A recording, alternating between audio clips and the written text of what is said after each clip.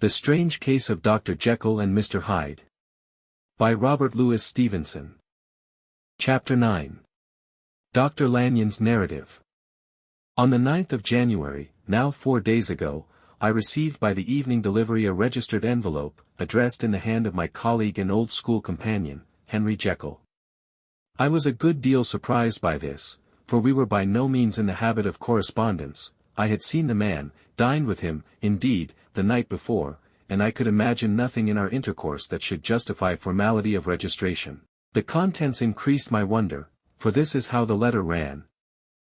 December 10th, 18. Dear Lanyon, you are one of my oldest friends, and although we may have differed at times on scientific questions, I cannot remember, at least on my side, any break in our affection. There was never a day when, if you had said to me, Jekyll, my life, my honor, my reason depend upon you, I would not have sacrificed my left hand to help you. Lanyon, my life, my honor, my reason, are all at your mercy. If you fail me tonight, I am lost. You might suppose, after this preface, that I am going to ask you for something dishonorable to grant. Judge for yourself. I want you to postpone all other engagements for tonight. Even if you were summoned to the bedside of an emperor, to take a cab unless your carriage should be actually at the door, and with this letter in your hand for consultation to drive straight to my house. Poole, my butler, has his orders. You will find him waiting your arrival with a locksmith.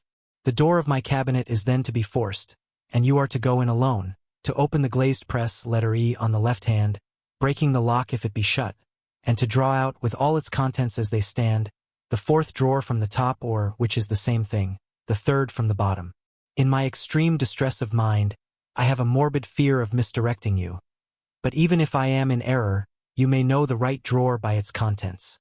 Some powders, a file, and a paper book. This drawer I beg of you to carry back with you to Cavendish Square exactly as it stands. That is the first part of the service. Now for the second. You should be back, if you set out at once on the receipt of this, long before midnight. But I will leave you that amount of margin, not only in the fear of one of those obstacles that can neither be prevented nor foreseen, but because an hour when your servants are in bed is to be preferred for what will then remain to do.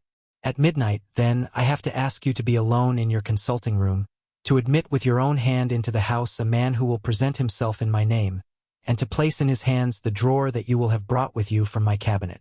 Then you will have played your part and earned my gratitude completely.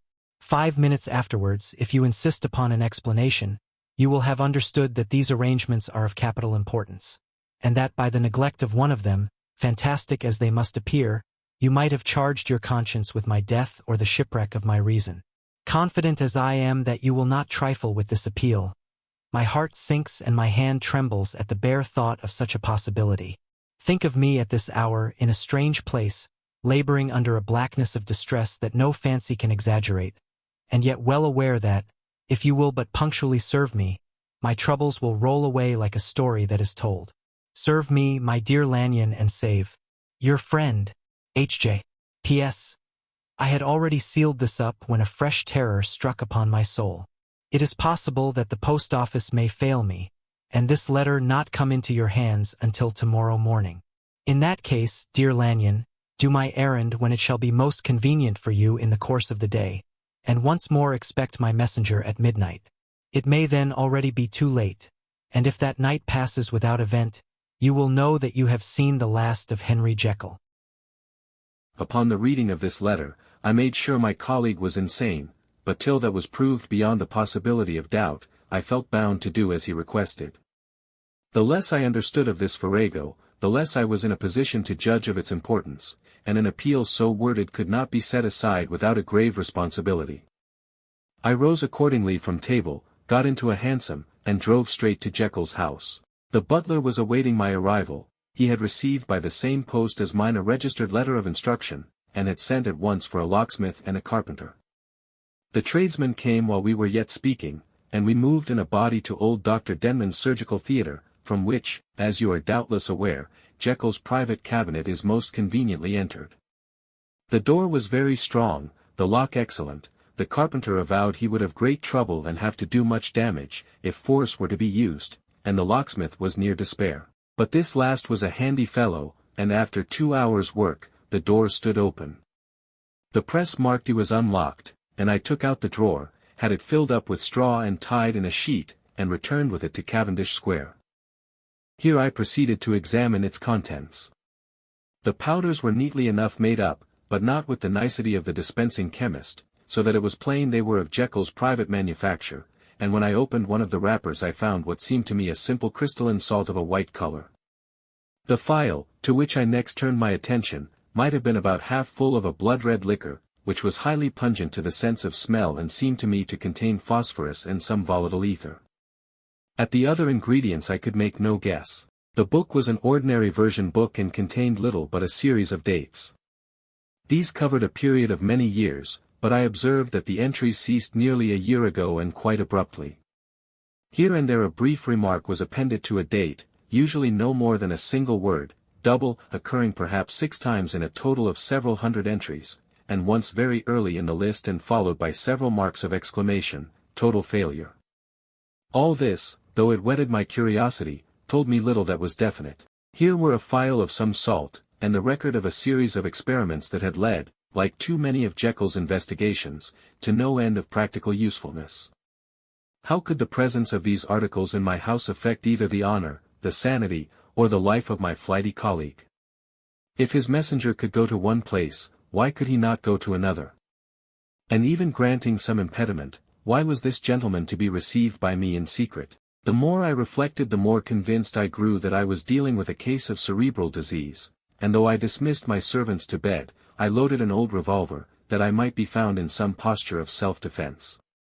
12 o'clock had scarce rung out over London, ere the knocker sounded very gently on the door. I went myself at the summons, and found a small man crouching against the pillars of the portico. "Are you come from Dr. Jekyll?" "Yes." I bade him enter. He hesitated, casting a searching backward glance into the darkness of the square. There was a policeman not far off, advancing with his bull's-eye open. At the sight, my visitor started, and made greater haste. These particulars struck me, I confess, disagreeably, and as I followed him into the bright light of the consulting room, I kept my hand ready on my weapon. Here, at last, I had a chance of clearly seeing him. I had never set eyes on him before, so much was certain.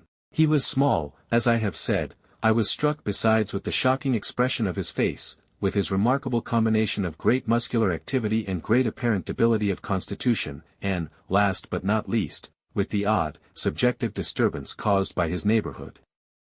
This bore some resemblance to incipient rigor, and was accompanied by a marked sinking of the pulse. At the time, I set it down to some idiosyncratic, personal distaste, and merely wondered at the acuteness of the symptoms, but I have since had reason to believe the cause to lie much deeper in the nature of man, and to turn on some nobler hinge than the principle of hatred. This person, who had thus, from the first moment of his entrance, struck in me what I can only describe as a disgustful curiosity, was dressed in a fashion that would have made an ordinary person laughable. His clothes, that is to say, although they were of rich and sober fabric, were enormously too large for him in every measurement, the trousers hanging on his legs and rolled up to keep them from the ground, the waist of the coat below his haunches, and the collar sprawling wide upon his shoulders.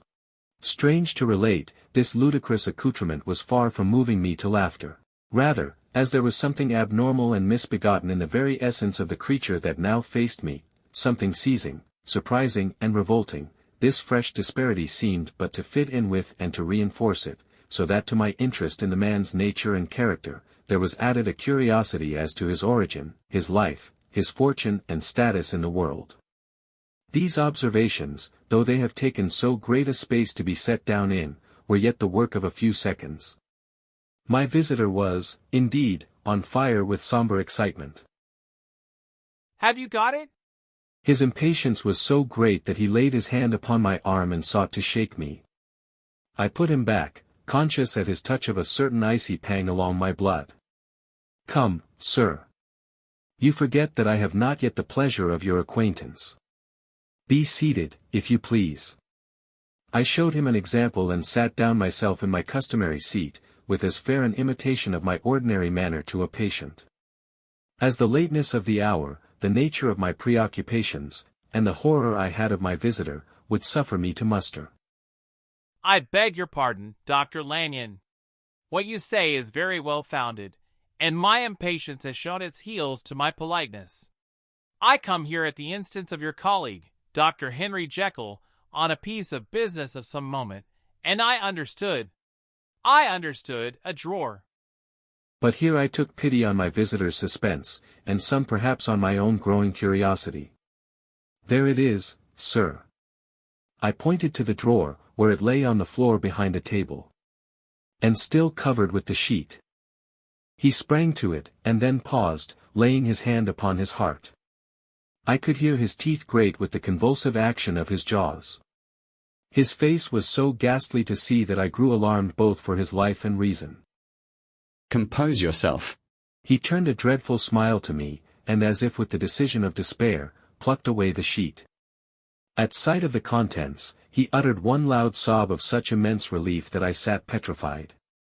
And the next moment, in a voice that was already fairly well under control, he asked, Have you a graduated glass? I rose from my place with something of an effort and gave him what he asked. He thanked me with a smiling nod, measured out a few minims of the red tincture and added one of the powders. The mixture, which was at first of a reddish hue, began, in proportion as the crystals melted, to brighten in color, to effervesce audibly, and to throw off small fumes of vapor. Suddenly and at the same moment, the ebullition ceased and the compound changed to a dark purple, which faded again more slowly to a watery green. My visitor, who had watched these metamorphoses with a keen eye, smiled, set down the glass upon the table, and then turned and looked upon me with an air of scrutiny. And now, to settle what remains. Will you be wise? Will you be guided? Will you suffer me to take this glass in my hand, and to go forth from your house without further parley? Or has the greed of curiosity too much command of you? Think before you answer, for it shall be done as you decide. As you decide, you shall be left as you were before, and neither richer nor wiser, unless the sense of service rendered to a man in mortal distress may be counted as a kind of riches of the soul. Or, if you shall so prefer to choose, a new province of knowledge and new avenues to fame and power shall be laid open to you, here, in this room, upon the instant, and your sight shall be blasted by a prodigy to stagger the unbelief of Satan. Sir, you speak enigmas, and you will perhaps not wonder that I hear you with no very strong impression of belief. But I have gone too far in the way of inexplicable services to pause before I see the end. It is well. Lanyon, you remember your vows. What follows is under the seal of our profession. And now, you who have so long been bound to the most narrow and material views, you who have denied the virtue of transcendental medicine, you who have derided your superiors, behold. He put the glass to his lips and drank at one gulp.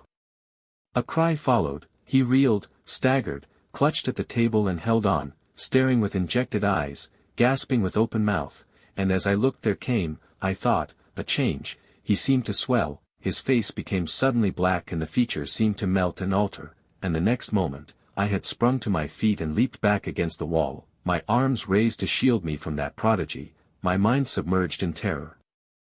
O God! O God! Again and again I screamed.